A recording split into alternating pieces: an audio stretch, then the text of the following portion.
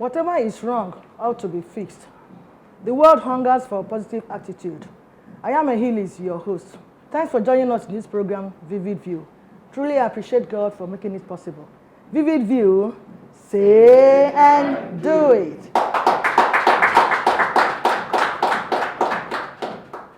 A lot has happened in the past and is still happening, whereby many people are displaced for their homes and schools. Therefore, the topic for discussion today is the rise of kidnapping of students, the ripple effect. The guests will shortly introduce after this break. Please don't go away. Vivid View, say and do it.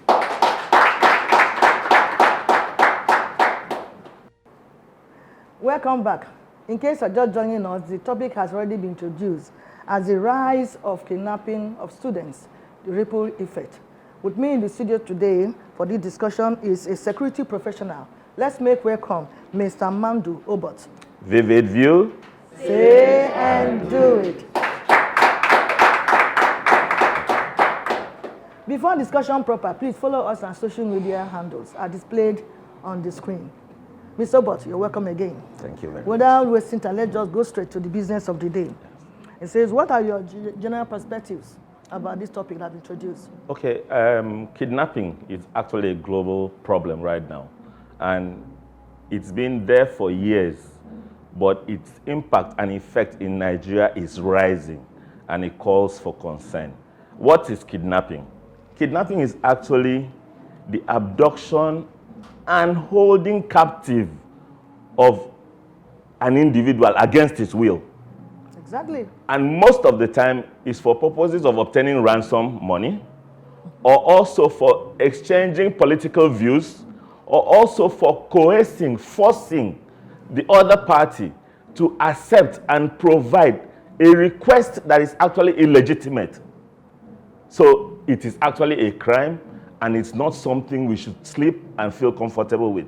The rise in insecurity in Nigeria, the rise in kidnapping in Nigeria has gone to the peaks. As we speak today, we can only say that 10% of the schools in Nigeria in the north are shut down or are working like silence of the graveyard because we can never tell what will happen the next day. So kidnapping is a major issue and it should be put in the front burner. We need to discuss it. And on Vivid View, we will discuss it today.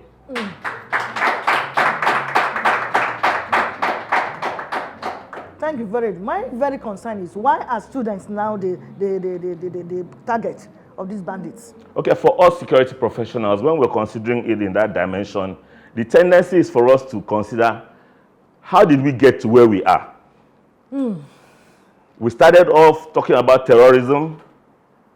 The difference between terrorism and kidnapping is that some terrorists involved in kidnapping in the process, but terrorism is actually intended to create collateral damage and spread fear such that their request can be acceded to. So as we speak today, we started off and it was Boko Haram and different sects and all of that until we got to this point. The truth of the matter is that we have to separate it. When this masquerade is over, we'll be able to know exactly what is facing us. For instance, when the Boko Haram sect came out, they said that they were against Western education. So the first question on the front line. What's playing out now? So the first question on the front line is this exactly a transformation from Boko Haram to kidnappers? That's what it looks like. Because what it seems. The result, the intention to shut down schools is part of their original request. That is one. The second aspect is that, do people really go take children for children's sake? Because we had kidnapping of girls in schools. So the argument in the security circles were maybe the bandits and the kidnappers wanted people to cook for them or wanted people to work as sex slaves and all of that. But now it's boys. So it negates that argument. So as we sit today, I want to say that it is not for the sake of child that a kidnapper will pick up a child. It is for the benefits that accrue after that child has been picked. There's an argument now that the government has not provided sufficient security for us. So you find out that when they get to a school, storm a school, and pick a lot of children, we now discuss it as it is government's problem. So the government is coerced into paying ransom, and the parents all turn around and cry to the government. Of course, yes. Our society today is infiltrated with all sorts of persons. We have no borders. It's porous from mile 2 to goes out to anywhere. You can cross without having any fence. And nobody's checking anybody. So we are in a country that we need to rediscuss a lot of fundamental things. So, but as the program goes on, we will unveil some of those details and we will share it so that it can be issues that can be considered by people in governance. For instance, now, back to the question you asked, back to the topic of the discussion. Why is the concentration on children? If you check, it's basically boarding schools. Exactly, boarding schools. So there's also this school of thought that feels that the kidnappers actually go there and loot. Remember, previously they would go to villages, kill the villagers, and then do cattle rustling and steal the cattle and steal farm products. So you know that boarding schools have stores so that they can survive in the bush. So you know that boarding schools have stores because the students are fed. Of course.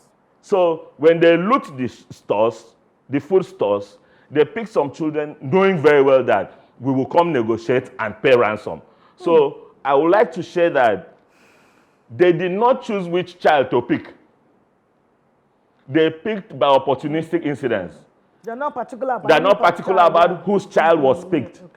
So they lift a group of children, and they know because of the mass number, the level of hurt in families will be so grievous that the government has to step up and say this should not happen in our society. This should not happen in a territory we are governing. And then discussion comes up, negotiations come up, and we end up paying money, and we end up rescuing some and leaving some and all of that. So when we get into the details, we'll proffer solutions and opportunities that we can take advantage of. Thank you very much. Thank you very much.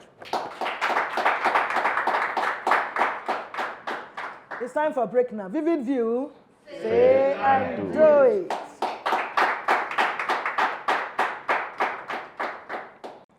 Welcome back. We are still discussing the rise of kidnap of students, the ripple effects. Thank you, Mr. Obot. And that takes me to now. So what is fueling the interest of this banditry? What's fueling it? Is it just because of this money you mentioned earlier, or there are other fundamental issues? There are a lot of things. First of all, these people must have sponsors. Hey. Because an AK-47 does not cost 5 naira. For them to be going into a territory, and then we get post information that they came in 100 Hilux vehicles, 200 motorbikes. I think if we do a mental calculation, we will know that this must be heavy funding. And then they go in and there are about 300 of them, and everybody is armed. And they carry ammunition that sustains a 2 hours, 3 hours attack in an enclave. It means that they have good funding. So what happens is, where do they make this money from? Where do they trade from? Where did they get these resources from? Can our banking system actually track every naira note in this country? Who is holding the next 1,000 naira note? And who is using it for trade? That's what the economy should do.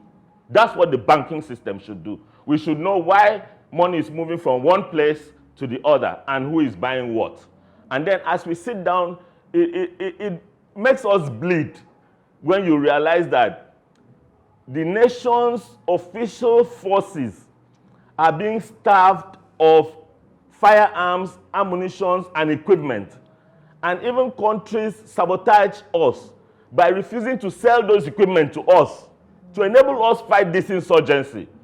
But you realize that... Is that the case, or that the money was not even provided? The money government provided got missing to some people. So that's another discourse. That's another thing. Because even the ones we paid for, like remember there was some money that was seized in South Africa. Yes. In South Africa, that was for firearms.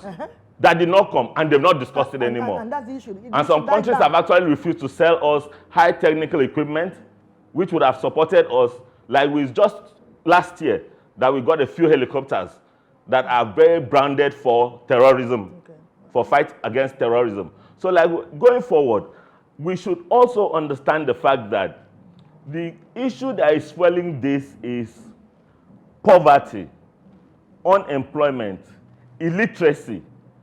I'll take them one by one. For instance, poverty. In a country that is doing well, okay, what is our GDP? What is the average earning? We are discussing about 30,000 naira minimum wage. That's for even people that have jobs. The people that don't even have jobs, do they even see up to 50 cents a day? So they are now willing tools available because physiological needs, food, shelter. So the people that don't even have jobs are even more. So you have 10% of the population working at high-level profile executive desk, supporting the other 30% who are just managing things they call jobs, cleaners, traders, and all of that. And then you have the rest 50% who are children and adults, no funding. And we don't have the infrastructure to support that team. We don't have the resources, government resources to support that team. And no provision made in any format.